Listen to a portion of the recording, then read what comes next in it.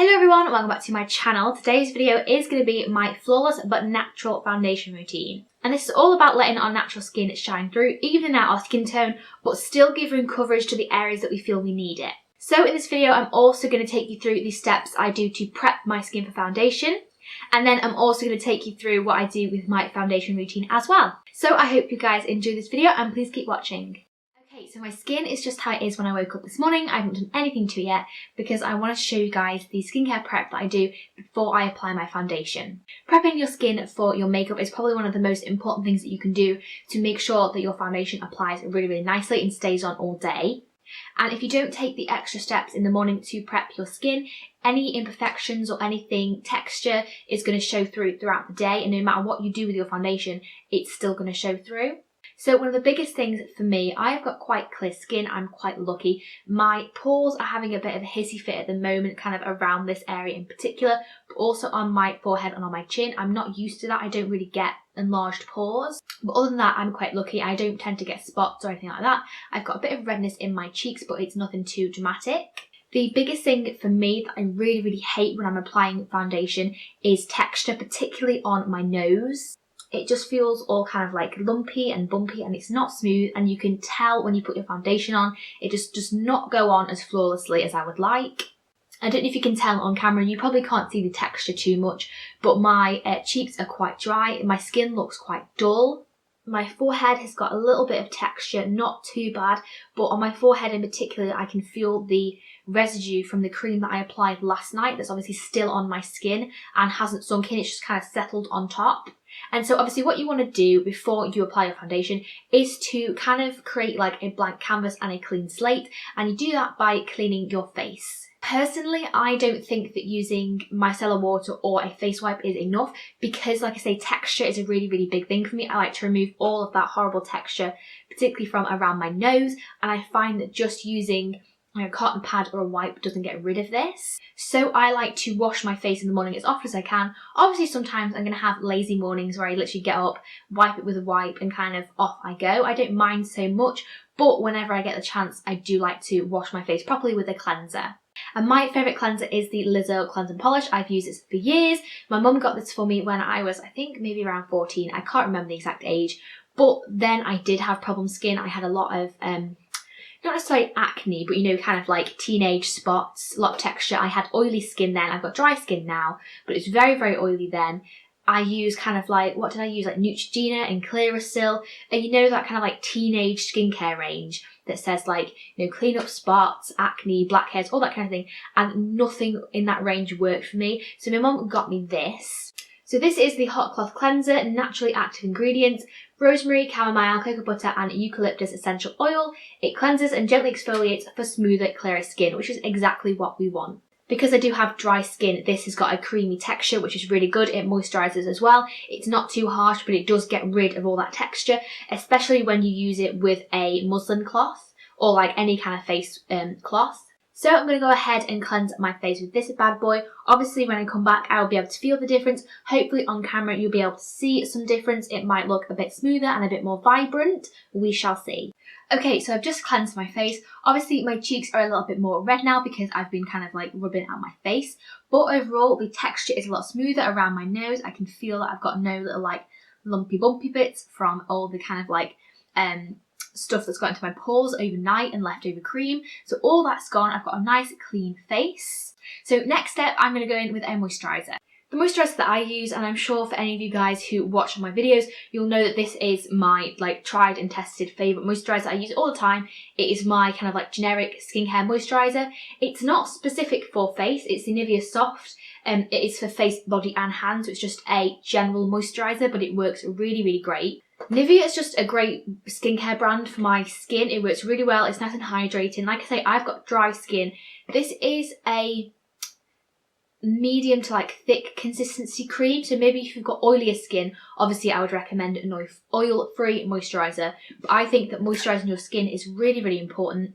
So I just like to apply a light layer of this across my entire face. I also have specific areas where I put more moisturiser as well, or where I'll place the moisturiser first, like on this area of my cheeks here, because the outside of my face is a lot more dry. So I will target that area first with the majority of the moisturiser, And then whatever is left on my fingertips, I'll rub into my nose because that is slightly more oily at the minute. And the same with my forehead as well. My forehead's kind of combination. It's kind of neither dry nor quite oily. So I still like to rub a little bit in just so my forehead is moisturised, but I don't target that area as much. So then I just give my moisturiser kind of like 5 minutes just to sink in, just so that I'm not applying my foundation straight away. Otherwise, I'm kind of like layering up products instead of letting them sink into my skin. So next step is to actually go in with our foundation. The one that I'm going to be using today is the Rimmel Wake Me Up foundation. I really like this foundation because it does literally wake the skin up. It gives it like a nice glow and it looks quite nice and bright, but it's not overly glowy or dewy if you've got oily skin. And I'm also going to go in with a sponge. This is the Real Techniques Miracle Complexion Sponge. This foundation is kind of like a medium coverage, and then with the sponge it's going to be a light to medium coverage, but it is buildable, which is what I really like. So because we have that first amount on the sponge, we want to target the place where we want the most coverage. So for me that is my cheek, so that's where I'm going to apply the foundation first. And I'm just going to start snipping that across my cheek.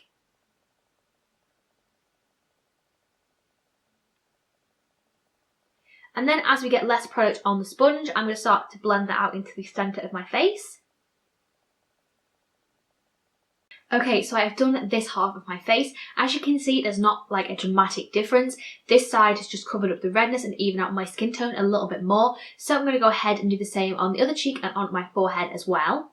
And I think that's really important when you're doing your foundation, is to look at your skin and see which areas need coverage and which areas just need evening out. Because there's no point adding coverage or a lot of coverage to areas of your skin that just need evening out, that don't have a lot of imperfections, aren't particularly red, don't necessarily have anything wrong with them. So not only are you covering up your natural skin and not letting it show through where you can, but obviously you're also using more foundation as well. So there's obviously nothing wrong with liking coverage, and if you do like a full coverage everywhere on your skin, that is perfectly fair enough. If that's how you want to do your foundation, go for it. But I've been really liking a lighter coverage at the minute, and obviously just concealing the areas that I feel need it and letting kind of the other areas of my face kind of hang loose a little bit. And my forehead doesn't need a lot of coverage. It's got a little bit of texture, but obviously there's not a lot I can do about that just with foundation. So usually I just use what's left on my sponge or my brush just to even out the skin tone on my forehead.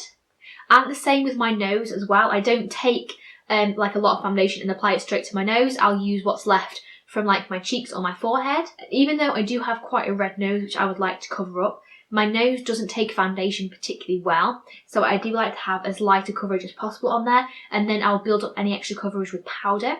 And there is my whole face covered. It's not a big difference. It doesn't seem like a big kind of tip to kind of check which area of your face need coverage and which don't, but it's honestly going to help out so much. Because my skin now looks very, very even, but I've not kind of overly covered the outer areas of my face, my forehead, where it doesn't need coverage. I would just maybe go in and add a little bit extra just on my cheeks, because that area is something that I would like to cover, particularly when I go in and add blush later on. I don't want to kind of have the blush and the redness from my cheeks as well showing through. And of course, the age-old trick, you want to make sure that you bring your foundation down your neck so you don't have a line on your jaw. But I'm pretty happy with that coverage, so I'm going to go ahead and apply some concealer. So the concealer I'm going to use is the Wake Me Up concealer, the same as the foundation. There's no particular reason why I chose those two together. They're just the ones I've been using at the minute. I really love the Wake Me Up range. And for a more natural look, I'm not going to do the kind of whole highlighting underneath with the V. I'm just going to apply a small amount on my inner corners and then dot some underneath my eyes. And then the only other place I might add a little bit of extra coverage is just around the sides of my nose. Just a really, really small amount like that. You don't need a lot. A little of this concealer goes a long way. And then to add some extra hydration to my sponge, I'm going to go in with the Freedom Pro Studio Priming Water. Just because I find that the foundation dries out a little bit and it's not as damp anymore. So my camera just died, so annoying, but all I did was blend out that concealer using the Miracle Complexion Sponge, and now I'm just going to go in and set that concealer in place with some powder, and I'm going to use the Maybelline Fit Me Powder, and I'm going to take this on a Real Techniques setting brush, and I'm mainly going to target this under my eye area where we put that concealer, down the side of my nose because we put some concealer there as well, and I also wear glasses, so I like to set the bridge of my nose with powder as well. And then this final step is optional. Sometimes I do it, sometimes I don't. But I'm going to go in with a powder foundation, just a really small amount, on a Real Techniques multitask brush. And I'm just going to tap that over the outsides of my face just to set that foundation down. And this is just going to help when we apply any powder products over top of the foundation, like bronzer or blusher. Because if the foundation is still tacky, the powder product is going to stick to it and you're going to end up with like uneven contour, bronzer, that kind of thing.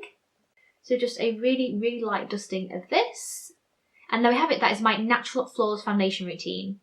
If you put pictures side by side of before I apply the foundation to now, there wouldn't be a dramatic difference. All you would see is that my skin tone was a lot more even, my skin looked a lot more awake and vibrant, but you would see that my natural skin is still shining through. So I'm going to go ahead and apply the rest of my makeup and then I'll be back.